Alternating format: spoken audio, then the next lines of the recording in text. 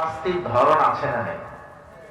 জাহান্নামেও আপনি জানেন যে আগুন দিয়ে শাস্তি দিবেন, এটা ঠিক আছে, কিন্তু জাহান্নামেও শাস্তির ধরন আছে। আল্লাহ তাআলা জাহান্নামে যত ধরনের শাস্তি দিবেন, যত মাধ্যমে শাস্তি দিবেন, এর মধ্যে অন্যতম একটা মাধ্যম হলো আল্লাহ জামহারির মাধ্যমে শাস্তি দিবেন। এই জামহারি কি? জামহারি হলো অতি ঠান্ডা বরফের মাধ্যমে শাস্তি দিবেন। অতি গরম যেভাবে আমরা সহ্য করতে পারি না, অতি ঠান্ডাও কি করা যায় না, সহ্য করা যায় না।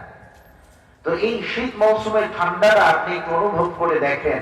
এই ঠান্ডা যদি আমরা এই ঠান্ডা থেকে বাঁচার জন্য যদি আমরা কি করতে পারি, শাল ইউজ করতে পারি, গরম কাপড় ইউজ করতে পারি, তাহলে জাহান্নামের এই জামহারি, জাহান্নামের এই শীতল শাস্তি আমরা সহ্য করতে পারবো না, ঠিক না বলেন?